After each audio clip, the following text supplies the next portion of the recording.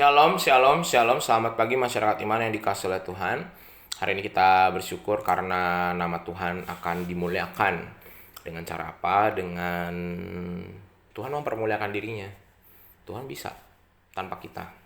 Lalu kita gunanya untuk apa? Tugas kita adalah menunjukkan bahwa kemuliaan Tuhan itu dirasakan oleh setiap makhluk, termasuk yang lemah dan berdosa kayak manusia. Jadi kita memuliakan Tuhan bukan karena itu tugas hebat kita mah nggak ada apa-apanya, Tuhan nggak perlu kita. Tapi keberadaan kita untuk mengingatkan manusia-manusia yang lain bahwa manusia itu butuh sekali pertolongan dan juga kemuliaan Tuhan agar kita bisa melewati hari demi hari. Mari bersama-sama kita pujikan Kidung Jemaat 14, muliakan Tuhan Allah. Kidung Jemaat 14, muliakan Tuhan Allah.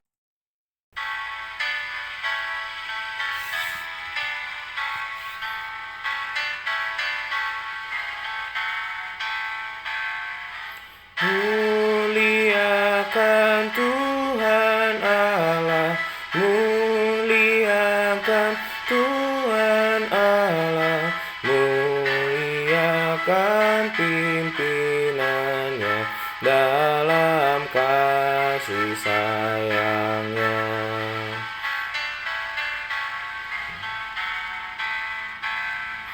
Kami datang kepadamu, kami datang kepadamu, bersyukur sebulat hati karena kasih-Mu besar. Mari kita berdoa. Tuhan, memuliakan Tuhan salah satunya caranya adalah dengan cara kami bersyukur. Kami adalah orang-orang yang sebenarnya bersyukur tahu, tapi seringkali kami mensyukuri apa yang mau kami syukuri, yang menurut kami sesuai harapan, sesuai dengan ekspektasi. Tapi ketika yang Tuhan beri ternyata bukan yang kami mau, masalah, tantangan, yang sebenarnya bagus buat pertumbuhan kami nggak syukuri. Tuhan ampuni kami sehingga biarlah pada pagi hari ini melalui firman-Mu kami jadi lebih kuat lagi, lebih mampu lagi untuk memuliakan Tuhan. Kami serahkan pembacaan firman Tuhan, hanya dalam nama-Mu kami berdoa dan bersyukur. Amin. Bapak Ibu Saudara, bersama-sama kita buka 1 Raja-Raja 4, 1 Raja-Raja 4 ayat 21 sampai 34. 1 Raja-Raja 4 ayat 21 sampai 34. 1 Raja-Raja 4 ayat 21 sampai 34 akan menjadi bacaan kita. Dengarkan sabda Tuhan. Maka Salomo berkuasa atas segala kerajaan mulai dari sungai Efrat sampai negeri orang Filistin dan sampai ke tapal batas Mesir. Mereka menyampaikan upeti dan tetap takluk kepada Salomo seumur hidupnya. Adapun persediaan makanan yang diperlukan Salomo untuk sehari ialah 30 ekor tepung yang terbaik dan 60 kor tepung biasa. 10 ekor lembu gemukan dan 20 lembu gembalaan dan 100 ekor domba. Belum terhitung rusa, kijang, rusa dandi dan gangsa piaraan. Sebab ia berkuasa atas seluruh tanah di sebelah sini sungai Efrat, mulai dari Tifsa sampai ke Gaza, dan atas semua raja di sebelah sini sungai Efrat. Ia dikaruniai damai di seluruh negerinya, sehingga orang Yehuda dan orang Israel diam dengan tentram, masing-masing di bawah pohon anggur dan pohon aranya. Dan dari Dan sampai Beersheba seumur hidup Salomo, lagi pula Salomo mempunyai kuda 40.000 kandang untuk kereta-keretanya dan 12.000 orang berkuda. Dan para kepala daerah itu menjamin makanan Raja Salomo serta semua orang yang ikut makan dari meja Raja Salomo. Mereka membawanya masing-masing dalam bulan gilirannya dengan tidak mengurangi sesuatu apapun. Jelai dan jerami untuk kuda-kuda biasa dan kuda-kuda teji dibawa mereka ke tempat yang semestinya, masing-masing menurut tanggungannya.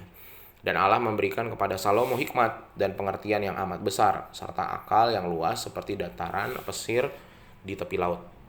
Sehingga hikmat Salomo melebihi hikmat segala Bani Timur, dan melebihi segala hikmat orang Mesir. Ia lebih bijaksana daripada semua orang, daripada Etan, orang Ezrahi itu, dan daripada Heman, Kalkol, dan Darda, anak-anak Mahol. Sebab itu ia mendapat nama di antara segala bangsa sekelilingnya. Ia mengubah 3.000 amsal, dan nyanyiannya ada 1.005. Ia bersajak tentang pohon-pohonan dari pohon aras yang di gunung Libanon sampai kepada hisop yang tumbuh pada dinding batu. Ia berbicara juga tentang hewan dan tentang burung-burung, tentang binatang melata, tentang ikan-ikan. Maka datanglah orang dari segala bangsa mendengarkan hikmat Salomo, dan ia menerima upeti dari semua raja-raja di bumi yang telah mendengar tentang hikmatnya. Bapak Ibu Saudara, ada satu penemuan yang saya baru baca akhir-akhir ini. Kalau nggak salah saya lupa antara 32.000 tahun yang lalu atau 64.000 tahun yang lalu. Itu udah jauh banget ya.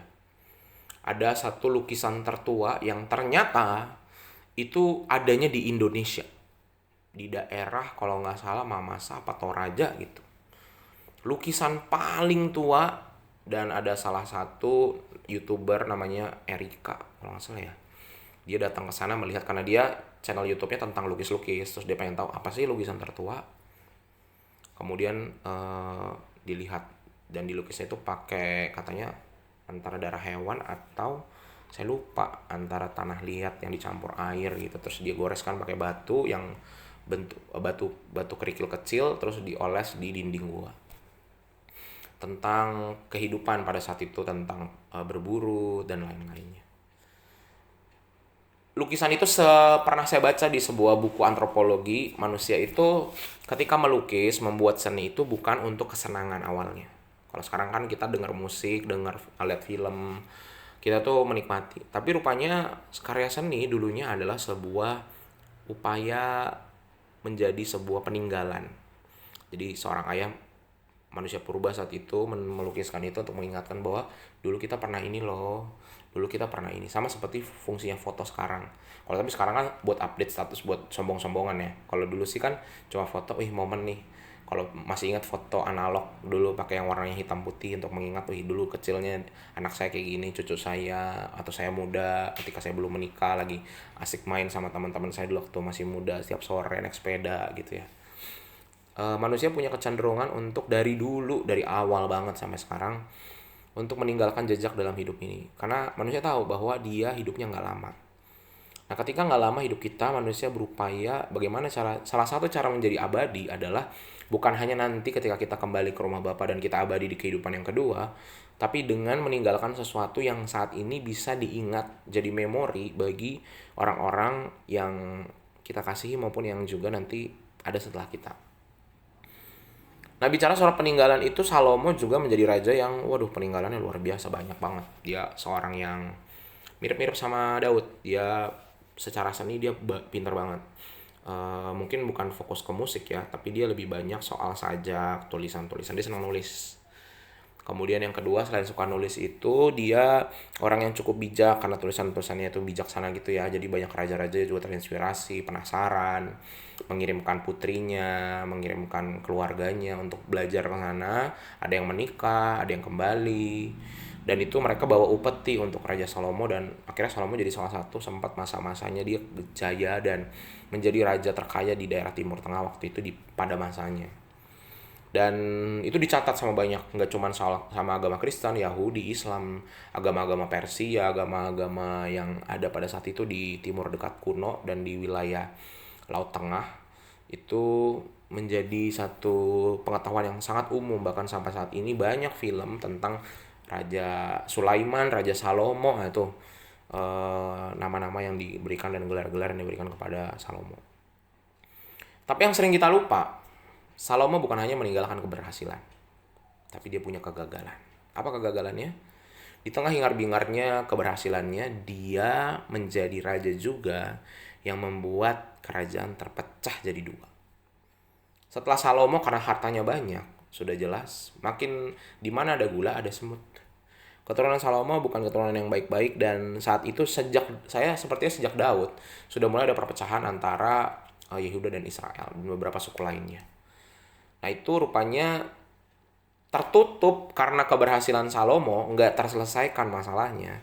Dan akhirnya setelah Salomo nggak ada, orang berebut harta tahta wilayah, dan akhirnya keturunan Salomo pun terpecah.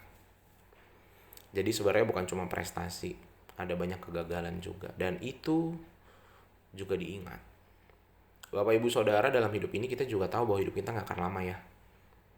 Pertanyaannya, kira-kira kita mau meninggalkan apa? Hal apa yang mau kita wariskan dan kita tinggalkan? Kalau harta benda Sudah sering saya lihat keluarga Kristen berantem pecah cuman gara-gara uang, tanah. Paham sih, memang kebutuhan uang ekonomi itu real dan nyata. Tapi itu tidak akan bertahan lama. Udah capek ributin soal harta, ya kan? Uangnya nggak kepake lama. Coba paling berapa tahun habis itu udah. Masalah soal kalau orang tidak terbiasa menggunakan uang dengan bijak, mau dikasih uang sebanyak apa, masalah itu akan datang lagi di tahun-tahun berikutnya. Tapi apa yang mau kita tinggalkan untuk generasi penerus kita? Baik bapak ibu yang menikah, punya anak, maupun yang enggak. Generasi penerus itu kan nggak cuma yang sedarah ya. Tapi orang-orang di sekitar kita, keponakan, anak-anak muda yang bersama dengan kita, yang mungkin dulu pernah kita ajar, teman kerja, teman dagang, pelanggan, teman gereja. Apa yang mau kita inspirasikan kepada mereka untuk mereka bawa? Dan mereka ingat tentang kita. Apakah nama kita akan hanya berlalu begitu saja sebagai bagian dari sejarah lewat? Atau apa yang mau kita tinggalkan? Tentang kebaikankah? Tentang berbagi? Tentang menjadi orang yang sabar menghadapi tantangan? Menjadi orang yang diam dan tenang menghadapi masalah? Atau kita mau diingat sebagai orang yang pemarah? Menjadi orang yang diingat sebagai orang yang maunya didengarkan, menjadi orang yang diingat, wah kalau dia mah orang yang selalu maunya tampil, dia mah orang yang pelit, dia orang yang sombong. Apa yang mau kita tinggalkan? Mungkin kita berpikir udahlah saya nggak ada mau tinggalin apa-apa, yang penting hidup baik buat Tuhan. Tapi kita punya tanggung jawab. Nama kita akan menjadi kesaksiankah bagi orang-orang generasi kita? Apakah Kristus akan dilihat dari nama kita? Oh, saya kalau ingat Pak Andre nggak ingat Kristus, soalnya orangnya galak. Tapi apakah orang, saya kalau ingat Pak Andre, saya ingat Pak Andre ini orangnya lemah lembut. Saya bisa melihat Kristus. Nah, semoga kita sebagai Bapak Ibu yang mendengarkan Gata Sabda, nanti ketika Bapak Ibu nggak ada, orang mengingat kebaikan-kebaikan, dan kebaikan itu bukan diarahkan ke Bapak Ibu. Kalau kebaikan Ibu, Pak Andre mah baik banget, suka berbagi. Menurut saya itu gagal. Kenapa? Berarti dia lihat manusianya. Dia nggak lihat bahwa berkat yang dibagi oleh Pak Andre itu berasal dari Kristus. Jadi apakah orang bisa melihat wajah Kristus dari diri kita? Bukan hanya kebaikan kita, bukan hanya keburukan kita, tapi apakah Kristus bisa dilihat? Menurut saya Salomo belum berhasil. Karena keberhasilannya tidak menunjukkan kemahakuasaan Allah. Kegagalannya justru mempermalukan Allah. Dan Salomo belum 100% berhasil. Memang ada hal baik terjadi, diakui. Tapi dia belum 100% menunjukkan. Mustahil dong, Salomo aja gak bisa, apalagi saya, belum tentu. Bisa jadi Bapak Ibu lebih baik dari Salomo. Salomo manusia biasa kok. Dia tidak layak diagung-agungkan, wah dia orang hebat. Enggak. Manusia biasa. Semua orang di Alkitab manusia biasa kecuali Tuhan Yesus. Sehingga tugas kita mau bikin cerita seperti apa di akhir hidup kita. Semoga kita menjadi orang-orang yang bisa membawa wajah Kristus dalam hidup kita. Amin. Mari kita berdoa. Tuhan, terima kasih melalui firman-Mu hari ini kami belajar tentang apa yang mau kami tinggalkan di hidup ini. Dan apa yang mau kami sisihkan, atau bahkan apakah nanti kami akan diingat sebagai wajah Kristus dalam hidup kami. Sulit Tuhan, kami sih maunya cuma sukses, bahagia, menyenangkan, hidup aman-aman. Tapi semoga kami jadi orang-orang yang diingat. Bukan menjadi orang-orang yang membawa wajah iblis, tapi ajarkan kami menjadi orang-orang yang membawa wajah Kristus. Mampukan kami Tuhan, kami serahkan hidup kami dalam nama-Mu, kami berdoa. Amin. Terima kasih Bapak Ibu Saudara. Selamat pagi, Tuhan Yesus memberkati, tetap bersemangat.